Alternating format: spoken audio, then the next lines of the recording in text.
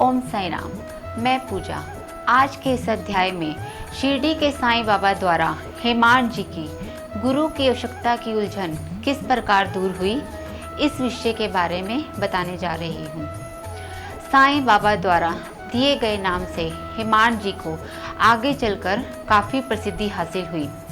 जिस प्रकार हेमाद्रिपद अपने राज में हिसाब किताब की प्रणाली को जोड़ देते थे, उसी प्रकार साईं बाबा द्वारा हेमाड जी को शिरडी के हिसाब किताब और अन्य कार्यक्रम करने का सौभाग्य प्राप्त हुआ।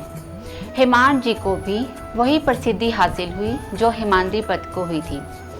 सचमुच साईं बाबा के नाम एवं उपाधि में एक रहस्य ही था, जिनका लाभ उन्हें जीवन भर मिलता ही रहा।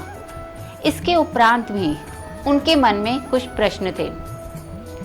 गुरु की आवश्यकता, उनका प्रकोष्ठ, गुरु कैसा हो, इसी प्रकार के प्रश्न उन्हें चिंतित कर रहे थे। फिर एक दिन आया जब साईं बाबा ने उनके प्रश्न का उत्तर दिया, उनकी उलझनों को दूर किया। ये सब वार्तालाप दाभोलकर जी के सामने साईं बाबा और काका के बीच में हुई। साईं बाबा ने गुरु की आवश्यकता के विषय के बारे में बताया। साईं बाबा ने कहा, काका, सच्चा गुरु वही होता है जो अपने शिष्य को सही ज्ञान देता है, उसे निस्वार्थ ज्ञान देता है। वह सर्वथा ज्ञान कहलाता है। अपने शिष्य को किस प्रकार मुश्किलों की राह से सुलझाना है, वह केवल एक सच्चा गुरु ही बता सकता है।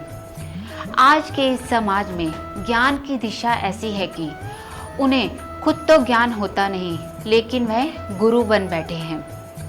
वह अपने शिष्य को संसार के भोगों में डाल देते हैं, उन्हें संसार का वास्तविक रूप नहीं दिखाते। सच्चा गुरु बनना बड़ा ही जटिल कार्य होता है। सच्चा गुरु वही बन सकता है जिसने खुद ईश्वर का अनुभव किया हो। जिसने खुद ईश्वर का अनुभव नहीं किया होगा, भला वह अपने शिष्य को ईश्वर का अनुभव कैसे करा सकता है।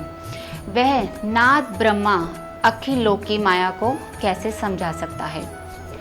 एक गुरु ही अपने शिष्य को अनुभव करा सकता है जिसने खुद अखिल भोग भोगा हो।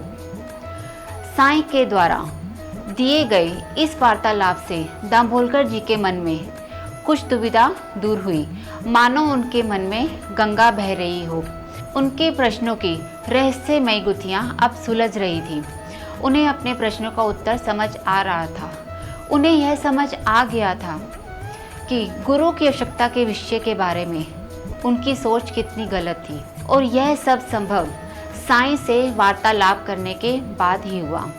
दाभोलकर जी ने कहा, हे सद्गुरु साईनाथ, आप सच में गुरु हैं, जिन्होंने मेरे मन से अहंकार के बादल हटाकर मेरे मन को उजाला दिया है।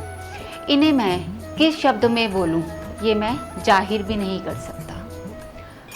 ओम श्री अनंत कोटि ब्राह्मण नायक राजाधिराज योगी राज परब्रह्मा श्री सच्चिदानंद सद्गुरु साईनाथ महाराज की जय। सबका मालिक एक। ओम साई राम।